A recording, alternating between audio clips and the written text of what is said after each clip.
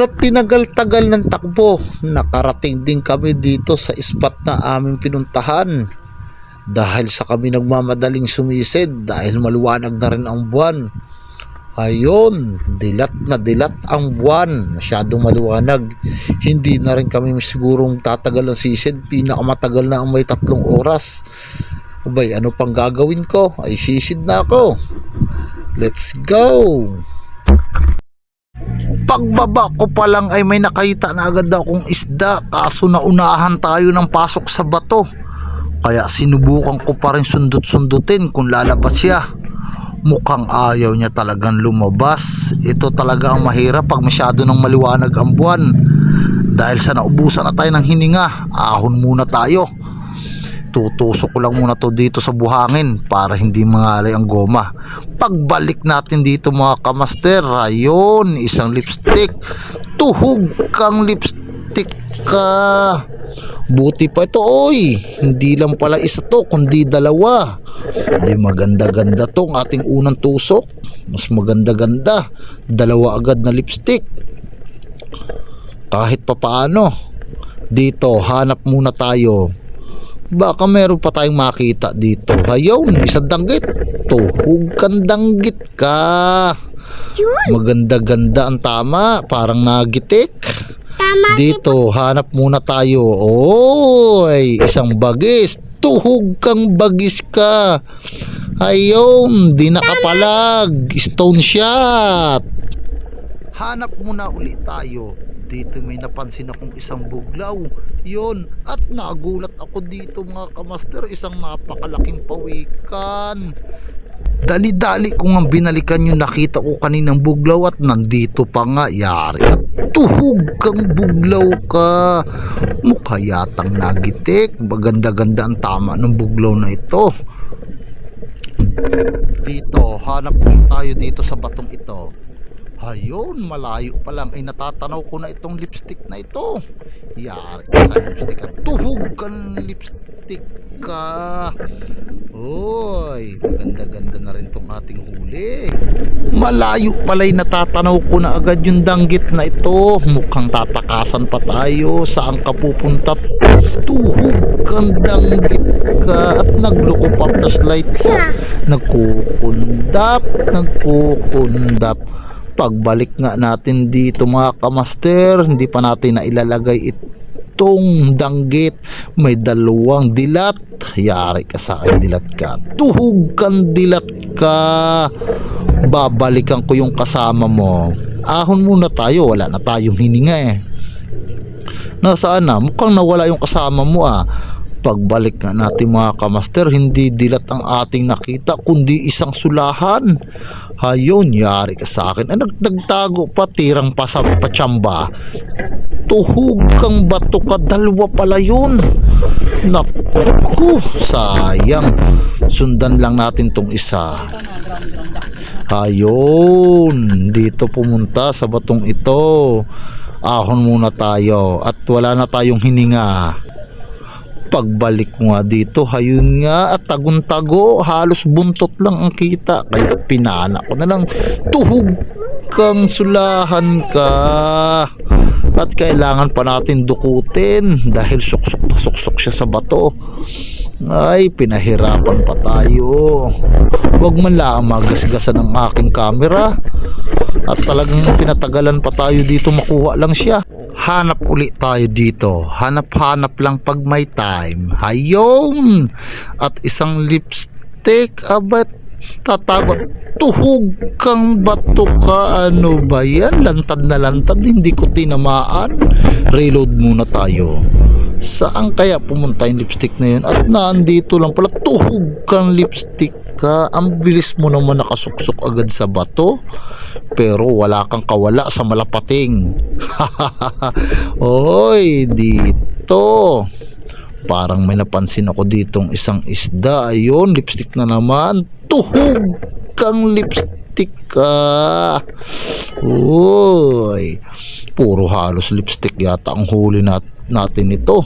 Pagbalik uli natin dito sa ilalim, maghanap-hanap muna uli tayo dito. Parang meron ako napansin dito. At hayun, isang lipstick na naman. Tuhog kang lipstick ka. O ba ay puro mga pambabae pala tong ating huli, mga lipstickan. Ay ayos na rin to at pambenta na rin. Pagbalik nga natin uli, aba, at parang meron na naman akong napansing lipstick na naman. Mukhang tuhog kang lipstick ka. Matataba pa naman sila. Ay kasarap nito sa inihaw. Hindi ko pa nga na ilalagay itong lipstick na ito ay may nagpakita na agad uli sa ating isang danggit. Ayun, at ang laki, malapad. Tuhog kang danggit ka. O di maganda-ganda na. Bago ko kayo ilagay sa lagayan, dalawa na kayo. At dito, hoy, wala. Ahon muna tayo. Aba, at may sumalubong agad sa ating danggit dito. Yari ka. Tuhog kang danggit ka. Abay, ikot ng ikot. Paikot-ikot. Parang yung taong mahal mo, pinaikot-ikot ka lang, iiwang ka rin lang naman. Aray ko. Hanap ulit tayo dito. Ayun, at isang bagets. Yari ka. Tuhog kang bato ka. Ano ba yan? Mukhang pasmado na yata talaga tayo. Hindi na tayo natama. Lantad na lantad. Ikaw, yari ka ngayon kang lipstick at tuhog kang lipstick ka. Ang gusto yata ng aking kamay ngayon yung mga lipstickan. Hindi ako tumama sa ibang isda. Dito, hanap nga ulit tayo. Yun, dito, wala yata dito Ayun, mailap na isda. Yari ka sa akin. Tuhog kang buhangin ka. Ay talagang pasmado, hindi na talaga tumama. Nako, dito pagbalik ko sigurado na to. Tuhog kang lipstick ka. Kadali naman kasi panain, lantad na lantad lamang. Aba, at dito malalim pa lang ay tanaw ko na itong napakalaking kulambutan o panos kung tawagin dito sa amin. Napakalaki nito mga kamaster. Sisiguraduhin kita.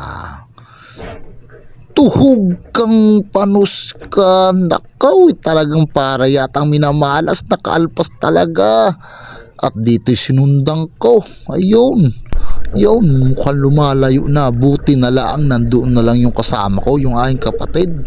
Sininyasan ko para panain niya. Ayun, at buti na lang to the rescue agad siya. Ayun, salamat at nahuli niya rin. Ang malaking-laki na rin talaga yung panos na yon. Sa tansya ko hindi na bababa sa 4 na kilo yon.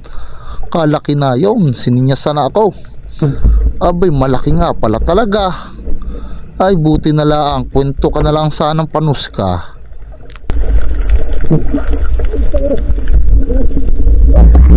Masyadong tutok ang gawa ko. Binidyohan ko kasi. Masyadong tutok. 4 na kilo. Laki agad mo. Tinutukan ko maigit kasi hindi ako nakabuelo. Hanap muna ulit tayo dito. Ayun, at isang lipstick na naman. Tuhog kang lipstick ka. Oh, ay. Marami-rami na tayong huli dito mga kamaster.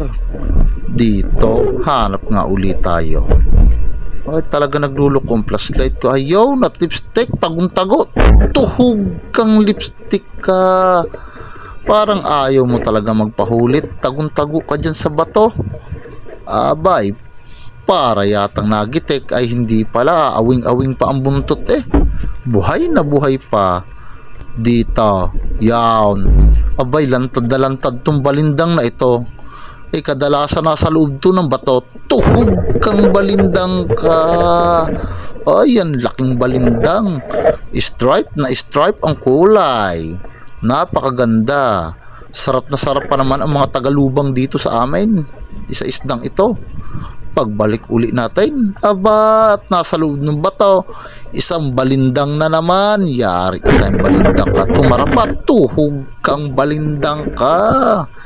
Yari. Oy, kalo ko'y nagitik. Grabe ang kaba ko dito sa isdang ito. Isang napakalaking sulahan. Tuhog na po. Mukhang hindi tinablan ng aking pana. Nakaalpas pa. Reload muna tayo. Hindi tayo umahon. At dito napansin pumasok sa batong ito. Dami nang pumapasok sa isip ko. Dami ng pagsisisi. Nako, sinisisi ko ng maigi ang sarili ko at napakalaki naman talagang pagkasulahan. Wala tayong magagawa, hindi talaga para sa atin yung isdang yon. Kahit paano laki ng sulahan na yon, dito na lang tayo sa dilat na ito. Tuhog kang dilat ka. Ayaw, maganda ang tama, mukhang nakisig, nga. Namatay ng nakanganga. At dito'y hindi ko pa naisasalin itong dilat na ito, may sulahan. Tuhog kang sulahan ka. Huwag mo na akong pahirapan, sumama ka na dito, maluwag pa ang lagayan ko. Kasyang kasya ka pa. Di ba? Mabait ka pala eh. Ayun, at isang bagangan, yari ka. Tuhog kang bagangan ka. Ayaw, nangingisay. Mukhang nagitik, maganda ang tama. No, hindi na nakagalaw. Pagbalik ulit natin, isang manitis. Tuhog kang manitis ka. Ayun, mukhang daplis lang yata ang tama. Kasarap pa naman ito sa pinirito. Ayos na itong ating huli. Mukhang dito na yata matatapos ang ating kwento. Pero hindi pa rin. At meron pa rin nagpakitang sulahan. Tuhog kang sulahan ka. Uy, ito talagang nagitik. Hindi malang nakagalaw. Aawing-awing ang palikpik. Dito nga'y inumaga na kami ng uwi dahil madaling araw na rin kami sumisid. Ayaw ng huli ko at ang aking misis ang pinagsasaling ko sa lagayan. Itong huli ng kapatid kong isa, napakadami, punong-puno ang isang batya. Ang dami at meron din siya palang panos o kulambutan. Malaki rin, sa tingin ko yung nasa 4 na kilo. Same lang din kami. But maraming salamat nga pala sa inyong panonood mga kamaster. At walang sawang suporta. Sana'y patuloy niyo o panuurin at suportahan.